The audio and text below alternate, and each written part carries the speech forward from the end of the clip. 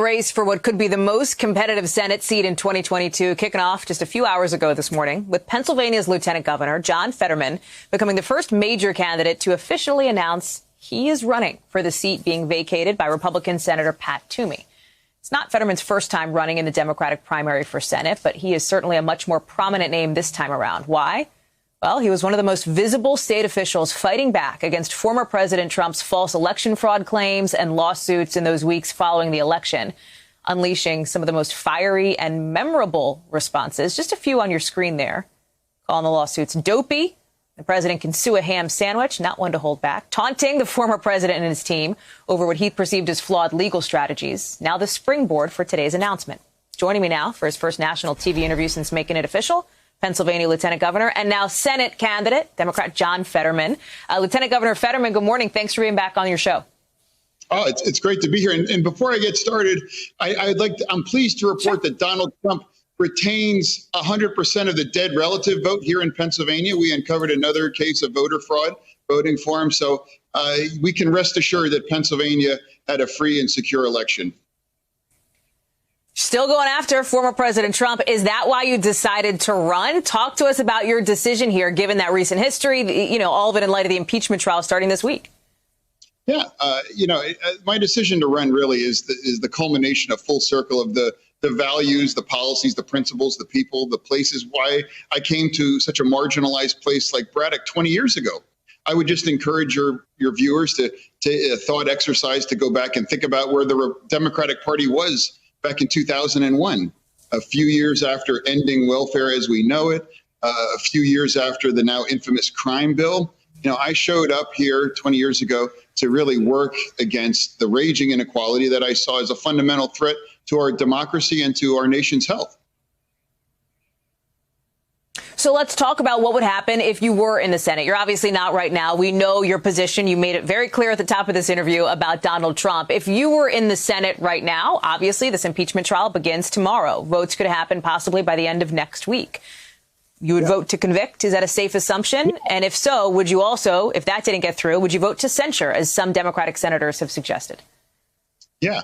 No, I would promise to the people of Pennsylvania, I plan to be 100% sedition free if I'm elected to come. And there's already too many sedition curious members of the United States Senate, and I would never be one.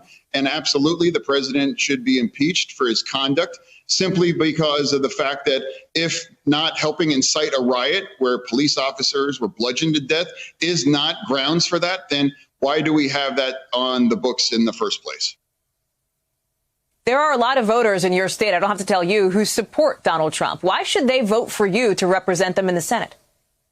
Well, I mean, there's some of them that absolutely won't, and I accept that. I would rather not have someone vote for me and then tell the truth and what I believe I know to be true, whether it's about paying a living wage that people can survive on, whether it's that healthcare is a fundamental human right, whether it's the members of our LGBTQIA communities deserve equal protection under the law, whether we should have compassionate, common sense immigration reform in this country, whether we should end this insane war on drugs and legalize weed across the United States, whether we should address the climate crisis that we are confronting here in this country. There's so many things that need to get done.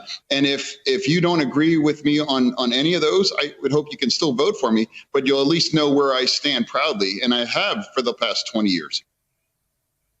So let me ask you about some of those issues, because some of those will be things that, of course, a Senate will have to be thinking about in 2.5 years from now, 2 years from now. And let me start to get things through. There is a discussion among some Democratic senators that you need to basically end the filibuster, which is sort of the long way of saying that 60 vote threshold to get things done. There's not unanimous agreement in your party in the Senate on what should happen. Do you agree? Would you support ending the filibuster if you're in the Senate? Yes, I would. And here's why, because these are some of fundamental changes that are truths. If you don't support raising the minimum wage to $15 an hour, I want you to live and work for $7.25 an hour and show me how you can actually get by or feed your family, quite frankly. And in order to get those kind of important things passed, whether it's climate change or things like that, you need to get rid of the filibuster. This idea that some random senator from a state with 600,000 people can hold up the democratic will and the sense of urgency that these policies coming from. I don't think that's very democratic at its core. Would you vote as it stands right now in support of President Biden's $1.9 trillion COVID relief plan? I would, but I was also deeply disappointed that it appears that the $15 an hour minimum wage isn't part of that, which I think it absolutely must. And to me, that's absolutely critical. I mean, you can send checks, and we should, because people are hurting. But what would that mean to millions of low-wage workers across Pennsylvania and the United States to say, hey, we've got a check for you now, but we have a giant pay raise for many of you in the pipeline because you deserve it.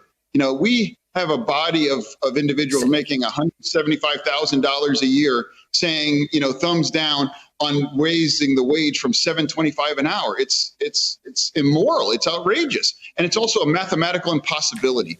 We must raise the wage to $15 an hour. And if that costs me votes, hey, so be it. But he's going to tell the truth because it's a mathematical certainty.